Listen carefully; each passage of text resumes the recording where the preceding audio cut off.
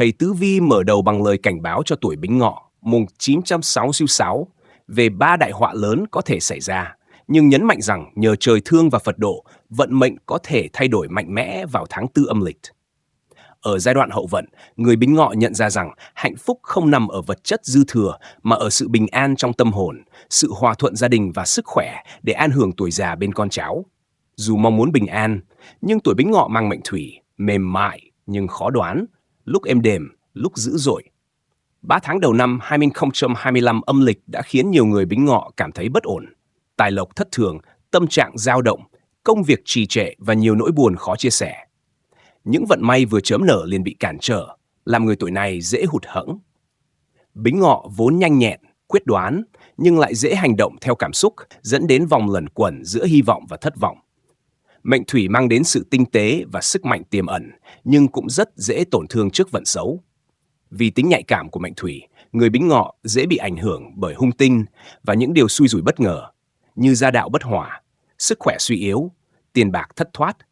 Dù sống ngay thẳng, họ vẫn gặp trắc trở, đôi khi chỉ vì không nhận ra các tín hiệu cảnh báo từ phong thủy hoặc vận khí xấu. Tuy mệnh khó đổi, nhưng vận có thể tránh nếu biết trước, như lời cổ nhân dạy. Trong chương trình này, thầy Tứ Vi sẽ cùng người tuổi Bính Ngọ luận giải vận mệnh tháng 4 âm lịch, tháng then chốt, nơi vận đỏ và vận đen song hành. Thầy sẽ tiết lộ 3 hiểm họa cần lưu tâm để tránh tổn hại về tài lộc, sức khỏe và gia đạo. Chỉ cần tránh được 3 đại kỵ này, vận trình sẽ sáng sủa trở lại, tài lộc dồi dào và những ngày tháng an yên sẽ nối dài. Nếu ai muốn biết rõ hơn về vận số cá nhân, có thể để lại thông tin ngày, tháng, năm, giờ sinh để được luận giải miễn phí. Sự luận giải miễn phí này là lời tri ân và cầu chúc bình an đến với người nghe. Thầy mời quý vị theo dõi phần luận chi tiết tháng 4 âm lịch với lời hứa rằng sẽ có những điều khiến người nghe phải nhìn nhận lại vận trình của mình. Thầy giới thiệu tổng quang về tuổi Bính Ngọ mùng 966, mang mệnh thiên hà thủy, nước trên trời, dịu dàng, huyền bí và khó lường. Can Bính và Chi Ngọ hợp nhau, tạo nên sự mạnh mẽ bên ngoài nhưng nội tâm lại mềm mại, tinh tế. Về tính cách, người Bính Ngọ kiên cường, ý chí mạnh mẽ, khó khuất phục. Tuy nhiên, mệnh thủy khắc hỏa khiến nội tâm họ thường giằng xé giữa lý trí và cảm xúc, giữa hoài bão lớn và sự nhạy cảm mong manh. Người Bính Ngọ có tính cách đa tầng, một mặt hướng ngoại, sôi nổi, mặt khác hay trầm tư, hoài niệm. Tuổi trẻ của họ thường gắn liền với sự bươn trải, nhiều thay đổi về nghề nghiệp và chỗ ở, đối mặt với khó khăn tài chính, tình cảm. Chính những nghịch cảnh đó đã chui rèn bản lĩnh vững vàng, tầm nhìn xa và lòng bao dung. Người tuổi Bính Ngọ rất giàu tình cảm, tuy không dễ bộc lộ cảm xúc, nhưng lại rất trung thành và trọn vẹn trong tình nghĩa khi đã gắn bó với ai. Họ sống thận trọng, có trực giác nhạy bén, đặc biệt là những người sinh vào ban đêm hoặc các tháng 5, 10 âm lịch.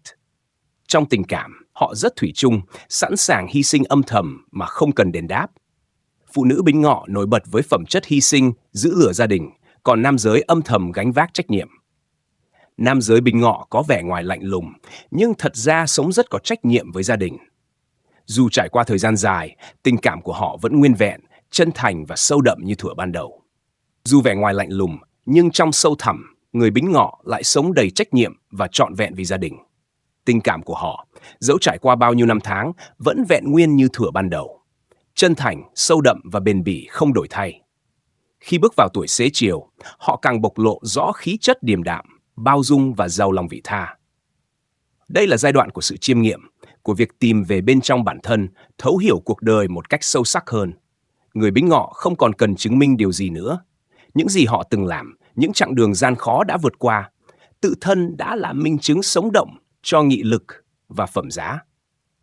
Trong gia đình, sự hiện diện của họ giống như dòng nước ngầm lặng lẽ, không ồn ào, không khoe khoang, nhưng âm thầm nuôi dưỡng yêu thương, giữ gìn nề nếp và lan tỏa sự bình an cho từng thành viên. Họ chính là ngọn lửa âm ỉ cháy, kiên định, bền bỉ, giàu trải nghiệm, lắng nghe mà không phán xét, bao dung mà không phô trương.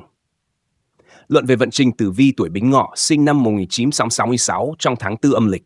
Tháng này rơi vào tiết khí Tân Tỵ, một tháng nặng âm kim, ẩn tàng hỏa khí trong chi tỵ. Sự kết hợp này tạo nên thế kim khắc hỏa, khiến vận khí của người Bính Ngọ đối mặt với nhiều trở lực, áp lực đè nén. Ngọ thuộc hỏa, khi gặp Tỵ cũng thuộc hỏa, dễ sinh ra thế lưỡng hỏa bốc mạnh. Tuy bề ngoài tưởng như thuận lợi, thực chất lại tiềm ẩn sự xung động, nội tâm dễ nóng nảy, tâm trí bất an, khó yên ổn. Có lẽ một phần nguyên nhân xuất phát từ việc suốt thời gian qua, cô bác Bính Ngọ đã không ngừng cố gắng, lo toan cho gia đình, vun vén cho con cháu, nhưng sự hy sinh thầm lặng ấy lại không nhận được sự thấu hiểu, khiến lòng người thêm phần nặng nề. Dẫu đã bước vào tuổi nghỉ ngơi, nhiều cô bác vẫn không ngừng lao động, buôn bán nhỏ hoặc phụ giúp con cái.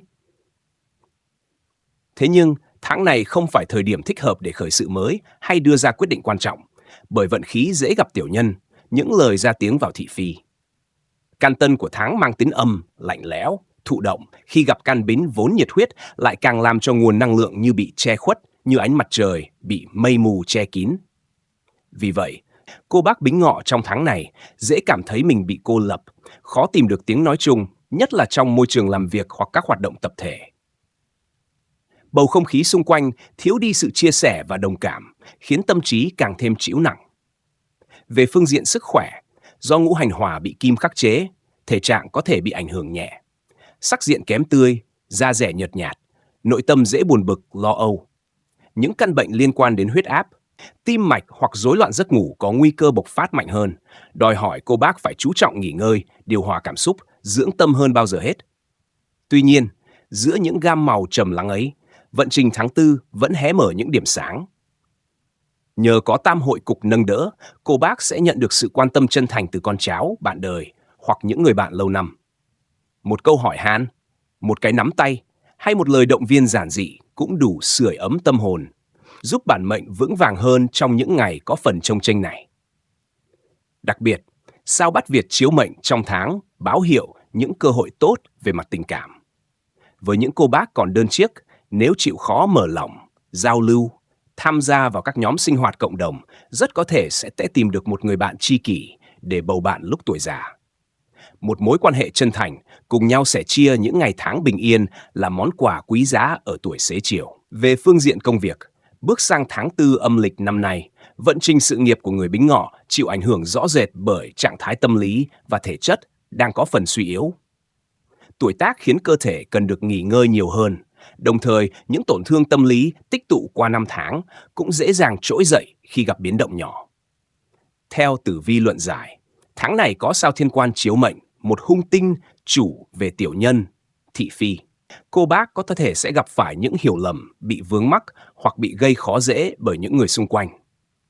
Dù đã quen với việc tự mình gánh vác và suy tính chu toàn, nhưng chính sự âm thầm chịu đựng ấy lại đang bào mòn sức lực và tinh thần của bản mệnh. Nhiều khi, chỉ cần nhìn danh sách công việc mỗi sáng, cô bác đã cảm thấy mỏi mệt.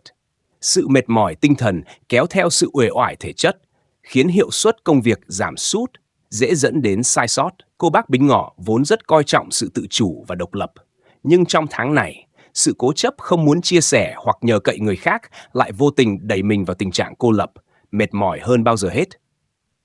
Những công việc tưởng chừng nhỏ nhặt, khi dồn tích lại mỗi ngày, lại trở thành gánh nặng lớn. Bản mệnh đang có xu hướng bị chi phối bởi những suy nghĩ tiêu cực, tự đánh giá thấp năng lực của bản thân, cảm thấy mình không còn phù hợp với nhịp sống đổi thay xung quanh. Điều đó nếu không sớm được nhận diện và điều chỉnh sẽ ảnh hưởng lâu dài đến sức khỏe tinh thần. Thế, khả năng của người Bính Ngọ vẫn còn vẹn nguyên, trí tuệ từng trải vẫn là điều mà lớp trẻ cần học hỏi. Vấn đề nằm ở chỗ, bản mệnh cần cho phép mình được nghỉ ngơi, tìm lại niềm hứng thú đã mất và quan trọng nhất là biết buông bỏ những trách nhiệm không còn cần thiết. Trong thời điểm sao thiên quang tác động mạnh như hiện tại, tử vi khuyên nên tránh đưa ra các quyết định vội vã, đặc biệt là những vấn đề liên quan đến thay đổi công việc, đầu tư hay nghe theo lời khuyên của người chưa đủ tin cậy. Đừng để sự sốt ruột hay mong muốn làm lại từ đầu khiến cô bác bước vào những con đường chưa rõ ràng chỉ vì ý nghĩ cứ thử xem sao. Tháng này, hãy giữ vững những gì đang có, làm chậm lại để quan sát kỹ lưỡng, tránh rủi ro không đáng có. Cô bác tuổi Bính Ngọ nên nhớ rằng không ai bắt mình phải luôn tỏ ra mạnh mẽ, cũng chẳng ai ép buộc phải tiếp tục gồng gánh khi đôi vai đã mỏi mệt. Học cách dựa vào người thân, lắng nghe cảm xúc của chính mình và hiểu rằng nghỉ ngơi không phải là bỏ cuộc, mà là chuẩn bị để bước tiếp vững vàng hơn. Về phương diện tài lộc, tháng 4 âm lịch có phần kém sắc hơn thường lệ. Ở tuổi này, tiền bạc tuy không còn là ưu tiên hàng đầu, nhưng vẫn là yếu tố quan trọng để đảm bảo sự an yên cho những năm tháng sau này. Chính vì vậy, sự thận trọng và tỉnh táo trong mọi quyết định chi tiêu hay đầu tư sẽ là chiếc phao giúp bản mệnh tránh khỏi tổn thất không đáng có. Theo tử vi luận giải, tuổi Bính Ngọ đang chịu ảnh hưởng từ các sao hao tài, tán lộc, dẫn đến nguồn thu không rõ ràng, dễ đến rồi dễ đi, trong khi các khoản chi lại bất ngờ phát sinh, khiến tài chính có nguy cơ thâm hụt nếu không có kế hoạch kiểm soát hợp lý. Đây là lúc cô bác cần đề cao sự tiết chế, tránh vì vài phút hào hứng mà vung tay quá chán, để rồi phải lo lắng, chật vật bù đắp sau đó. Đặc biệt, tử vi nhắc nhở bản mệnh nên giữ gìn tư trang cẩn thận khi ra ngoài, dù là đi chợ, đi chùa hay tụ họp cùng gia đình, bạn bè. Sự lơ đãng có thể dẫn đến việc đánh rơi đồ đạc hoặc thậm chí bị trộm cắp, gây ra những phiền toái không đáng có. Khi bước vào tuổi già, trí nhớ ít nhiều đã suy giảm, nên cẩn trọng vẫn là ưu tiên hàng đầu để tránh bận lòng vì những sơ suất nhỏ. Chi tiêu trong gia đình cũng cần được cân nhắc kỹ lưỡng. Người Bính Ngọ vốn chu toàn, luôn muốn lo lắng đủ đầy cho con cháu, thích nấu món ngon hay mua đồ tốt cho người thân. Điều đó hoàn toàn đáng quý. Tuy nhiên, trong tháng này, hãy cân nhắc liệu cơm gắp mắm, tránh tiêu xài quá tay, bởi đây là giai đoạn cần tích lũy nhiều hơn là bung tiền mạnh tay. Đặc biệt với những cô bác đang gặp khó khăn trong làm ăn hoặc có nguồn thu không ổn định thì càng cần tính toán kỹ càng. Một điểm đáng lưu ý là nếu có cơ hội thu được một khoản tiền nhỏ, hãy giữ kín đáo, đừng vội khoe khoang. Cuộc đời vốn lắm kẻ dòm ngó, đôi khi chỉ vài lời chia sẻ vô tình cũng có thể khiến bản thân lọt vào tầm ngắm của kẻ gian. Hãy học cách giữ tiền trong im lặng, an toàn luôn đáng giá hơn sự hào nhoáng nhất thời. Đây cũng không phải là thời điểm phù hợp để thử vận may với các trò như xổ số, bốc thăm hay đầu cơ ngắn hạn. Vận may tài chính đang ở mức thấp, dễ hao hụt mà chẳng thu về được bao nhiêu. Nếu có người rủ rê đầu tư lướt sóng, tham gia đa cấp hay các hình thức góp vốn với lời hứa, một vốn bốn lời, tốt nhất nên từ chối khéo để tránh rước thêm rắc rối. Tử vi nhắc nhở rằng tháng này nên giữ tâm an, tránh nóng vội, ưu tiên sự ổn định hơn là những cú bứt phá. Tiền có thể ít, nhưng nếu biết chi tiêu đúng lúc, đúng chỗ thì vẫn là tiền khôn. Ngược lại, dù có nhiều nhưng để hao tán vì chủ quan thì cũng chỉ như mây gió thoáng qua. Về phương diện tình duyên và gia đạo, sau nhiều giai đoạn thăng trầm của cuộc đời, tình cảm đã không còn là những hối hả, đắm say như thời trẻ, mà trở thành sợi chỉ đỏ âm thầm kết nối những tâm hồn từng trải. May mắn thay, tháng 4 âm lịch này, vận trình tình duyên và gia đạo của người Bính Ngọ đang ở thế cân bằng, là bến đỗ bình yên giữa bộn bề cuộc sống.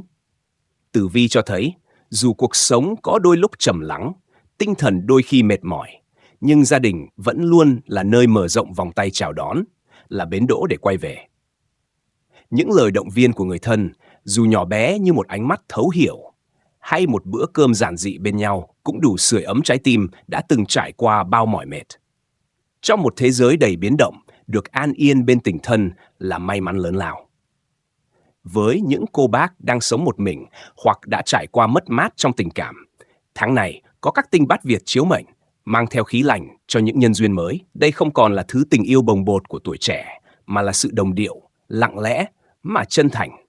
Một người để cùng sẻ chia, lắng nghe và đi cùng nhau qua những ngày tháng bình dị. Ở độ tuổi này, ai cũng cần một người bạn đồng hành, không phải để thay đổi cuộc đời, mà để làm cho cuộc sống thêm phần dịu dàng. Dẫu vậy, Tử vi cũng nhắc nhở rằng mọi kết nối đều cần được xây dựng từ niềm tin và sự thấu hiểu chín chắn. Năng và trí tuệ của cô bác tuổi Bính Ngọ vẫn còn nguyên vẹn, như những viên ngọc quý được mài giũa bởi năm tháng.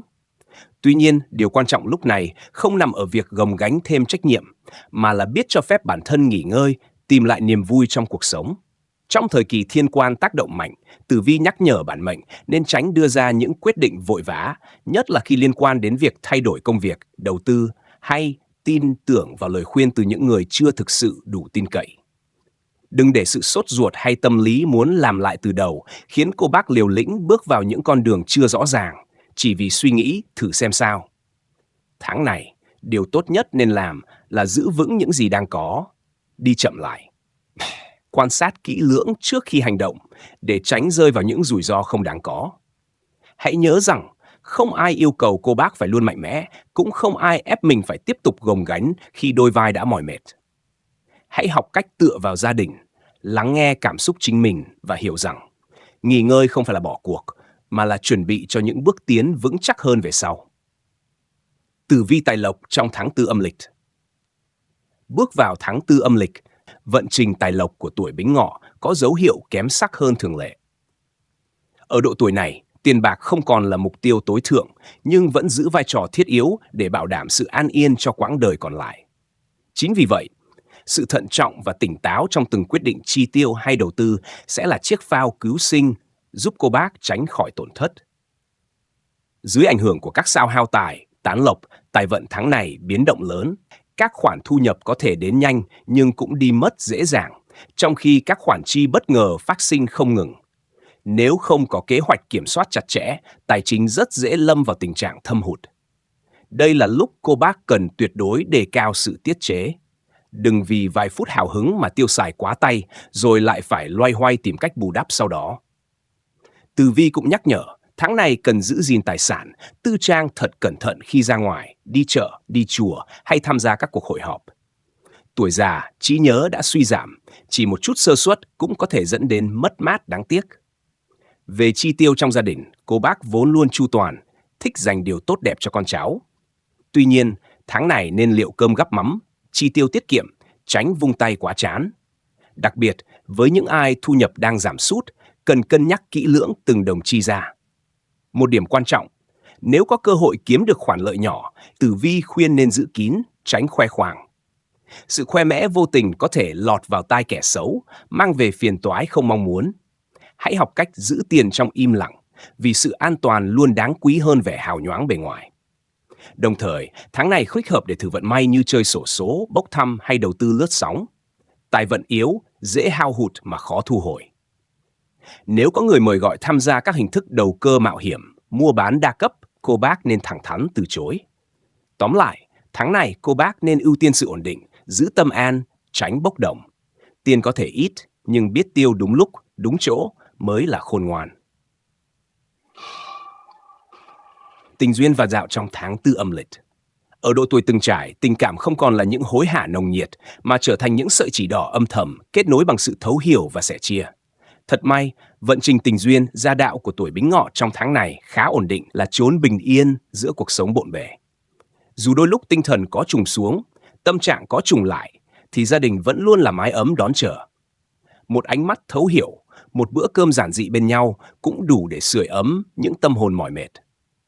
Với những cô bác sống một mình hoặc từng trải qua mất mát trong tình cảm, tháng này cũng có cát tinh bách Việt chiếu mệnh, mang theo những nhân duyên mới. Đây không phải là những mối tình bồng bột, mà là sự đồng điệu lặng lẽ, nhẹ nhàng, giúp lòng người cảm thấy được yêu thương và sẻ chia một cách tự nhiên. Với những ai đã có gia đình, tháng này là dịp tốt để hâm nóng lại tình cảm vợ chồng. Một cái nắm tay, một lời cảm ơn, hay đơn giản là sự im lặng lắng nghe cũng đủ để làm hồi sinh những cảm xúc tưởng như đã ngủ quên. Tình yêu trưởng thành cần sự bao dung và nhẹ nhàng hơn là những lời hoa mỹ. Về gia đạo, tháng này nhìn chung yên ổn, không có biến động lớn. Tuy nhiên, cô bác nên giữ cho gia đình không khí nhẹ nhàng, tránh để những chuyện nhỏ nhặt gây bất hòa. Biết lùi một bước, nhường nhịn để duy trì hỏa khí chính là trí tuệ của người từng trải, là phúc đức tích lũy từ những năm tháng sống thiện lành. Sức khỏe luôn là vốn quý nhất. Bước vào tháng tư âm lịch, thời tiết chuyển biến ẩm nóng dễ sinh bệnh, đặc biệt là các bệnh ngoài da hoặc hệ miễn dịch. Tuổi Bính Ngọ trong tháng này dễ mắc phải các chứng viêm da, nổi mẩn, mề đay, nhọt mụn. Tuy không nguy hiểm tính mạng, nhưng lại gây khó chịu, ảnh hưởng sinh hoạt. Nếu phát hiện dấu hiệu bất thường, nên điều trị ngay, tránh để bệnh kéo dài. Bên cạnh đó, cơ thể cô bác cũng có dấu hiệu phục hồi chậm nếu từng mắc bệnh trước đó. Sau bệnh nhập mệnh là lời cảnh báo, tuổi càng cao càng không nên chủ quan với sức khỏe. Tử vi khuyên nên chú trọng chế độ ăn uống, nghỉ ngơi điều độ. Đồng thời, cần dành thời gian ra ngoài hít thở không khí trong lành, vận động nhẹ nhàng, tránh để tinh thần bí bách. Tâm lý vui vẻ, lạc quan sẽ giúp cơ thể hồi phục nhanh hơn bất cứ loại thuốc nào. Ngoài ra, tháng này cô bác cũng nên chú ý đến sức khỏe của người thân trong nhà, nhất là những người cao tuổi hoặc có bệnh mãn tính. Một sự quan tâm đúng lúc có thể ngăn ngừa những rủi ro đáng tiếc. Cuối cùng, đừng coi nhẹ những dấu hiệu như mất ngủ, kém ăn, hồi hộp. Đó là tín hiệu cơ thể cần nghỉ ngơi đúng nghĩa. Một giấc ngủ sâu, một bữa ăn thanh đạm, một buổi sáng an yên sẽ mang lại hiệu quả dưỡng sinh lớn hơn bất kỳ đơn thuốc nào. Tổng kết tháng 4 âm lịch. Tháng 4 này, cô bác tuổi Bính Ngọ nên sống chậm lại, lắng nghe bản thân, chăm sóc sức khỏe cả thể chất lẫn tinh thần. Khi thân khỏe, tâm an, mọi chuyện khác trong cuộc sống sẽ tự nhiên trở nên nhẹ nhàng hơn. Đôi chân không ngừng tiến bước, tâm hồn cũng dần được khai mở, đón nhận vô vàn trải nghiệm quý giá. Mỗi cảnh sắc thiên nhiên không chỉ là tấm gương phản chiếu vẻ đẹp đất trời, mà còn là dòng suối trong lành tưới mát tâm hồn, rèn giũa nhân cách con người thêm sâu sắc, vững vàng. Những chuyến đi xa xét cho cùng không đơn thuần chỉ để ngắm nhìn núi non, sông nước hay thỏa mãn lòng hiếu kỳ. Đó là những hành trình âm thầm mở rộng nhận thức, hun đúc chiều sâu nội tâm. Mỗi vùng đất mới, mỗi khoảnh khắc bỡ ngỡ trước thiên nhiên kỳ vĩ, mỗi cuộc gặp gỡ dù thoáng qua cũng đều để lại những dấu ấn lặng thầm, giúp con người thấu hiểu hơn về chính mình và thế giới xung quanh. Ngày xưa, đại thi nhân Lý Bạch từng không ngần ngại rời xa quê nhà, rong ruổi khắp chốn, từ núi non hiểm trở đến kinh thành phồn hoa, từ chốn hoang vu heo hút đến những đô thị sầm uất. Mỗi nơi ông đặt chân đến đều để lại trong ông những dung cảm sâu sắc, góp phần hình thành nên tâm hồn phóng khoáng, thi vị và một tài năng thi ca bất hủ, lưu danh thiên cổ. Cảnh nghèo khó, những tháng ngày lang bạt, những trải nghiệm muôn màu ấy đã bồi đắp cho ông chiều sâu nhân sinh mà không bất kỳ trường lớp nào có thể dạy được. Chúng ta cũng vậy. Con người chỉ thật sự trưởng thành khi dám bước ra khỏi vùng an toàn quen thuộc, dám đối diện với sự mới mẻ, đón nhận thử thách bằng một trái tim rộng mở. Chỉ khi vượt qua những giới hạn của chính mình, ta mới có thể nhìn thế giới bằng đôi mắt mới, yêu thương cuộc đời bằng cả tấm lòng dung dị, an nhiên.